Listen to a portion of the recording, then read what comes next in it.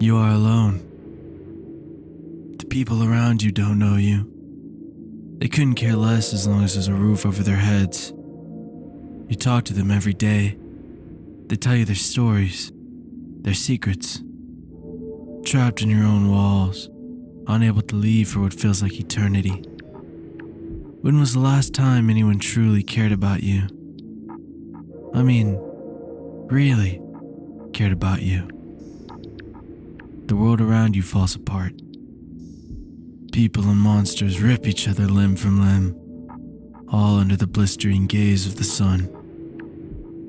And you sit there, alone. There's a knock at the door. There's a woman at the door. There's something off about her. Something different. She stares at you through the people, one eye visible, the other covered by her long red hair. She doesn't look like the others.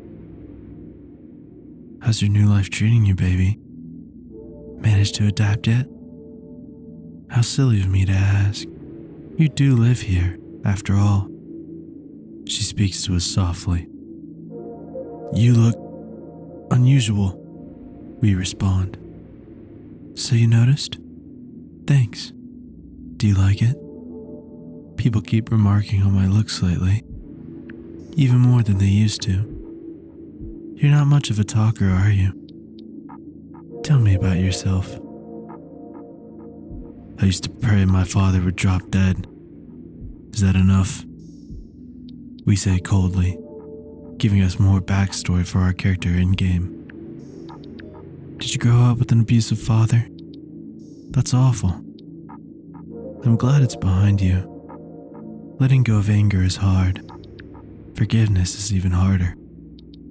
I felt the same way, baby. We can talk about it.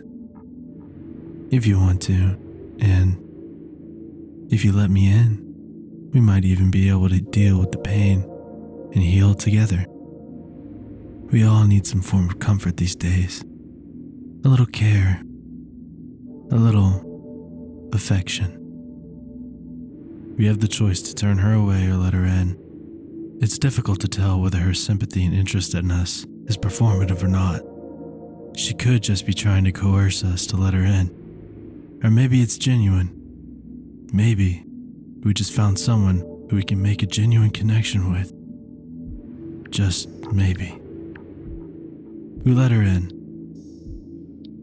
We can find her lying in her bed waiting for us. She's the only guest in the entire game that takes her spot in our bedroom.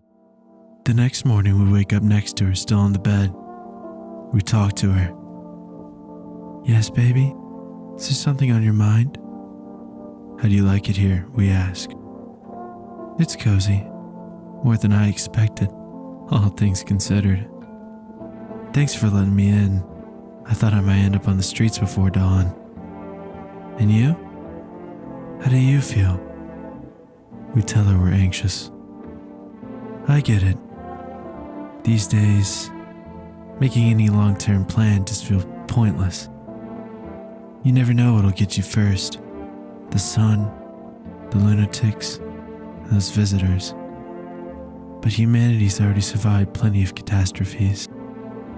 I think we'll leave something of a legacy behind when we're gone. Someone will find traces of us. It'll be okay. She provides us comfort. Despite the state of the world, she still carries an optimistic yet realistic view. This is just another hurdle. We've survived before, and we'll survive again. But this is something else. The visitors in the sun aren't just some normal, natural occurrences. Maybe the sun, but the visitors are something we've never encountered. A threat beyond our understanding. We check her eyes. Do you ever feel it? The fear that I might not be a human? Eyes can give away a lot about how a person thinks. She shows us her eye. Here's where we can find out whether or not she's a visitor. If she's normal, her eyes will be a light blue color. But if she's a visitor, they'll be blue with an enlarged pupil, with a sort of rainbow outline. This time, she is a visitor. Tell me, baby, what do you think's on my mind right now? Despite this, we decide to leave her alone for the day. We wait during the night. Since she's the only guest that stays in our room, we see her laying in our bed. Something is off. She lies there, back arched, the back of her head pressed into our pillows, her red hair flowing onto the sheets like magma on a crystalline sand. Her stomach. Is it just the way the light enters the room, or is it larger? A cold shiver runs through our body, and we shake off the thought. Our mind must be playing tricks on us. It's probably stress. We leave the room to answer the door. We talk to her the next day. I saw something strange last night. You did? What was it? She asks curiously. Your stomach. It was bigger. You mean like I was pregnant or something? It's okay. I'm glad you felt like being upfront with me. Maybe you're just under a lot of pressure? You're responsible for a lot of other people right now. I get it. When every sunrise could be your last, it's hard enough to be responsible for yourself, let alone others. You don't even know if you'll live to see tomorrow. Yeah, it scares me, we say sheepishly. It takes guts to say that out loud. But what can we really do with fear, huh? Can you sit with the idea that life is finite? That we're all going to die? What matters is where you find your next salvation. Does it even exist anymore? The conversation ends.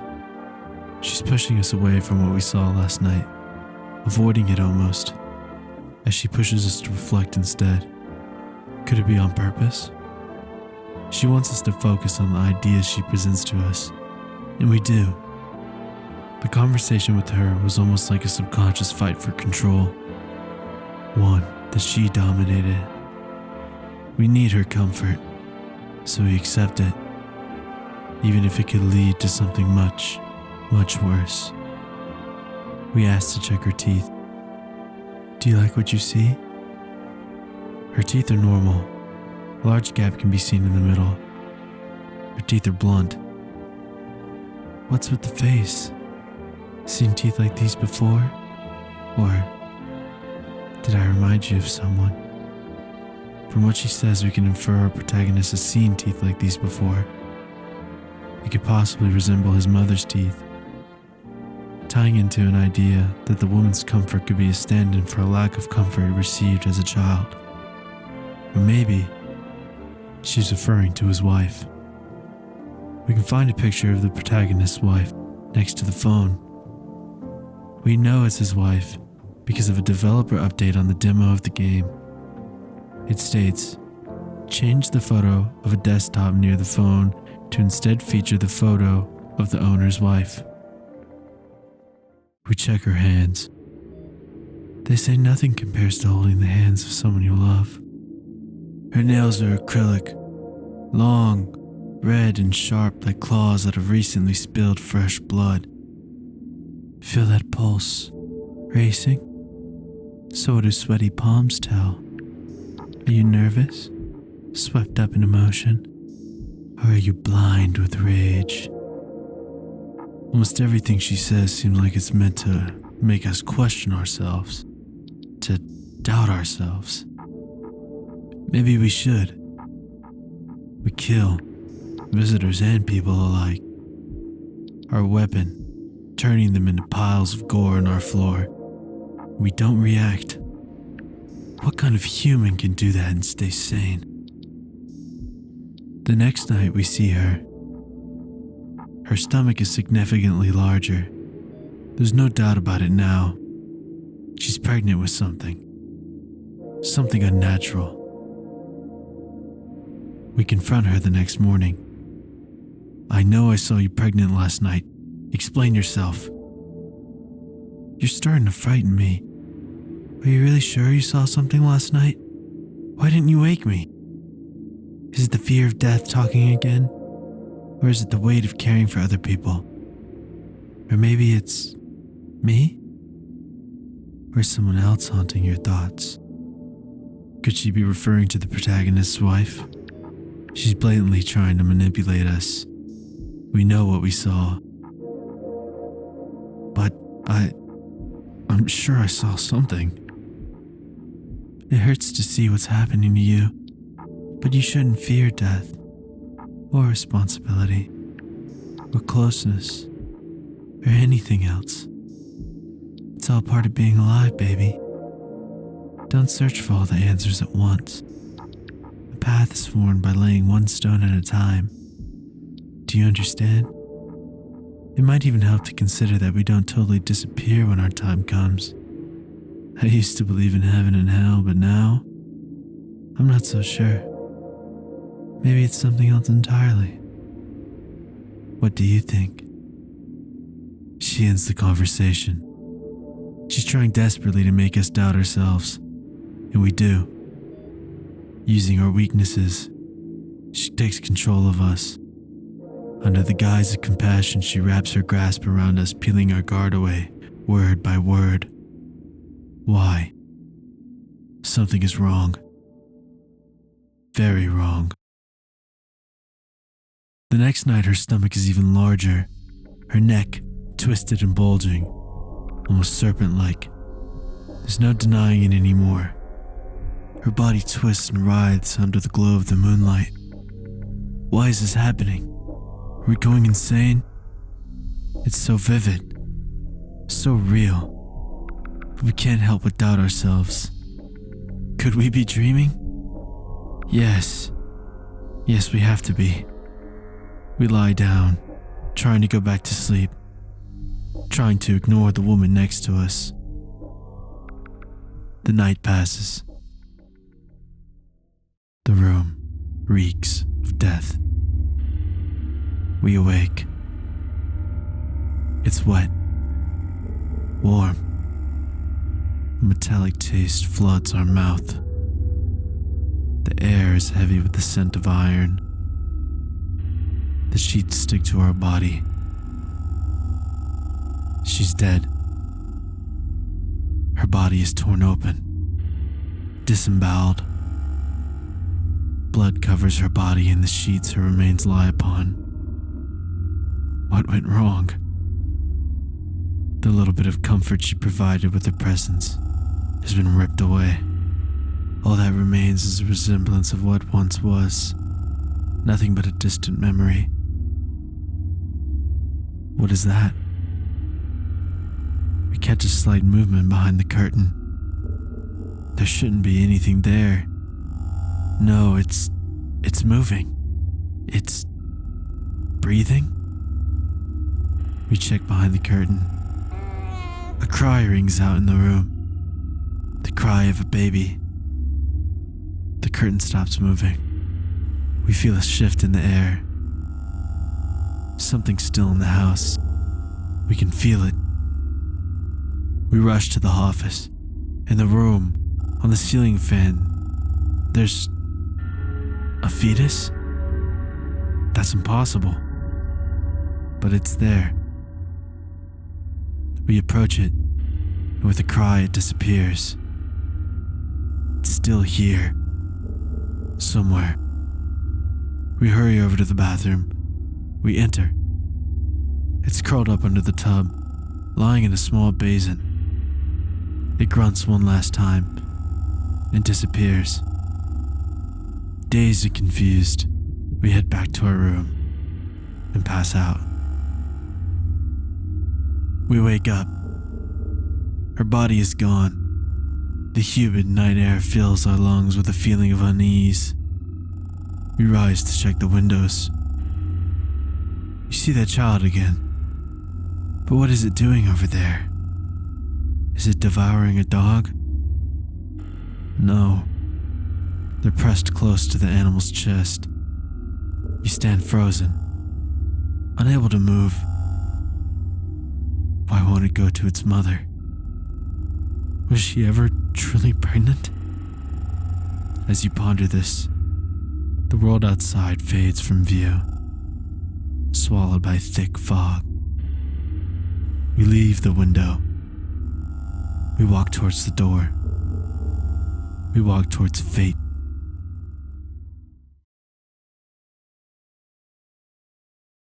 You sense a presence nearby. You saw the child, yes, but that's not what this is about. Something keeps watching you? A choking fog smothers the world, swallowing every sound. Its silence envelops the world like cotton.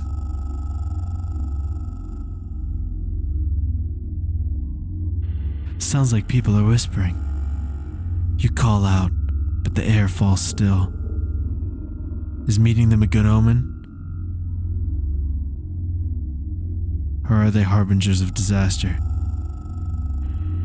The child stirs in their arms.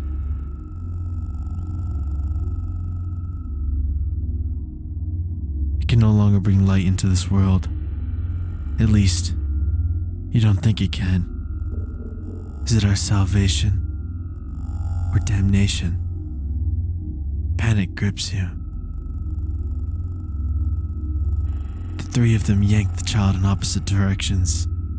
You raise your gun and fire, blindly, somewhere, anywhere.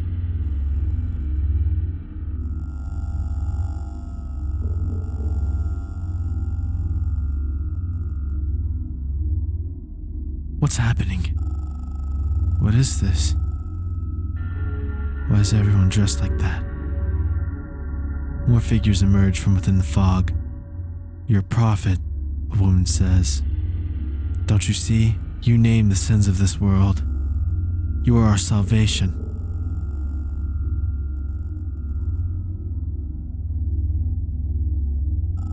The child would have led us to a kingdom of horror. No one is ready. But you will drive the darkness away and usher the coming of paradise. Your sacrifice will save us all. Her words leave you paralyzed. What is this madness?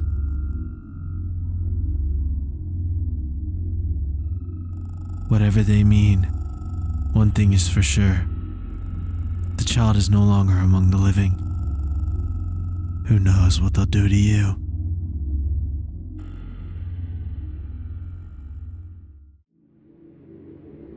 A large trigger warning up for this next part. If you're sensitive to topics such as miscarriages, please skip ahead to the time on screen. I'm going to give it a second.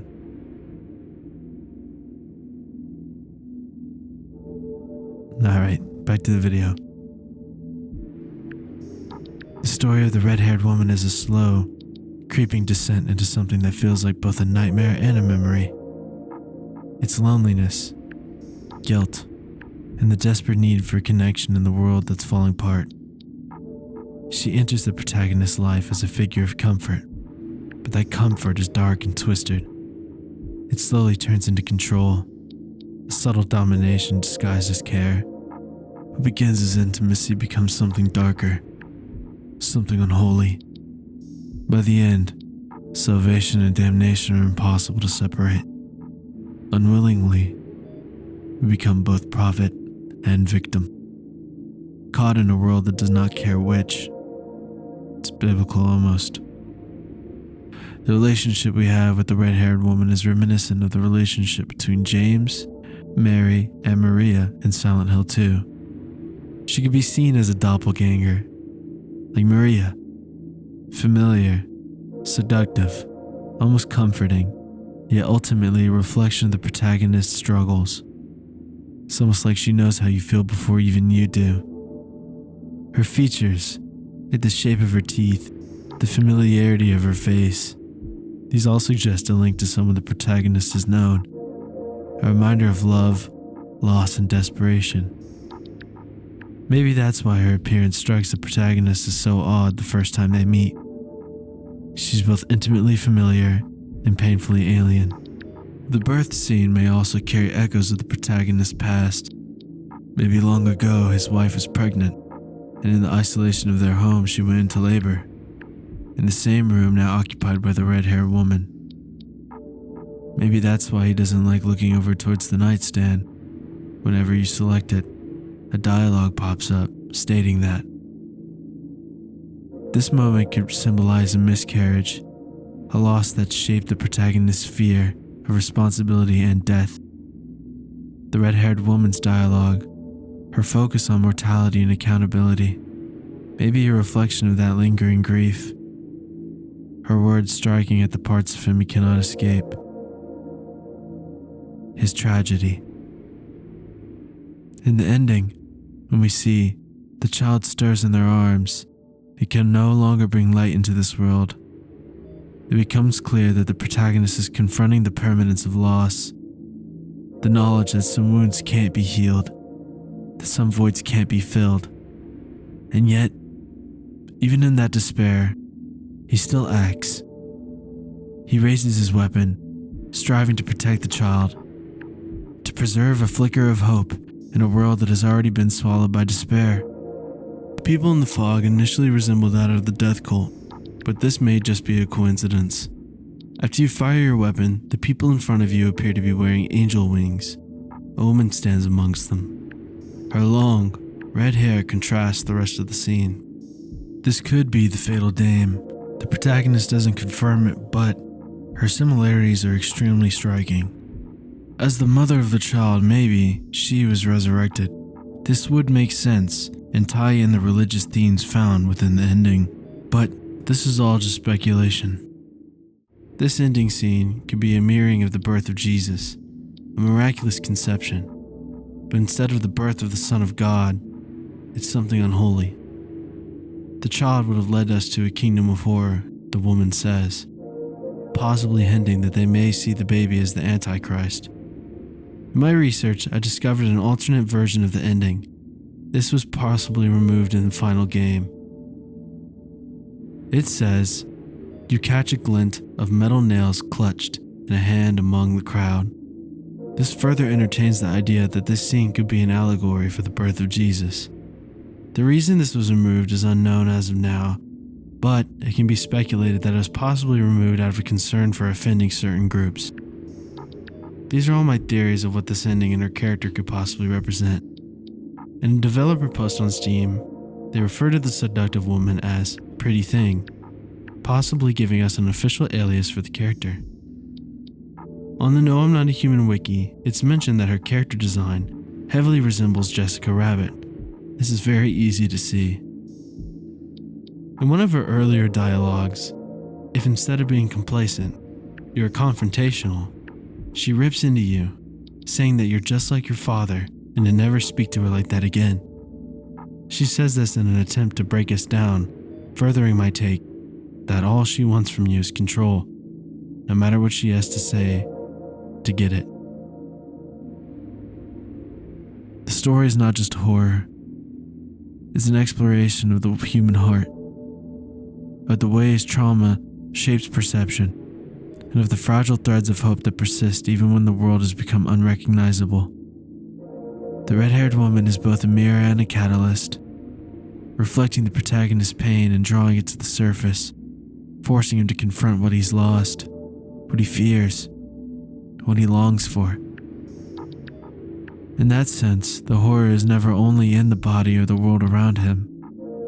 It's inside him. It's in every choice, every memory, and every fleeting, fragile glimpse of hope.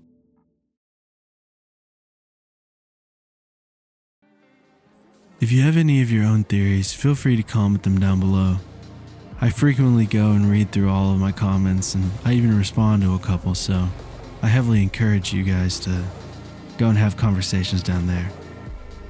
If you've enjoyed the video, make sure to like and subscribe. I have 3 other videos on my channel that you guys might like. And I have some more stuff coming up in the future. Thank you for all the support lately. We recently just hit 1,000 subscribers. I have something very special and planned for that. So that's going to be really fun. Anyway, thank you for sticking to the end, and this has been Retro Chao. Thanks for watching.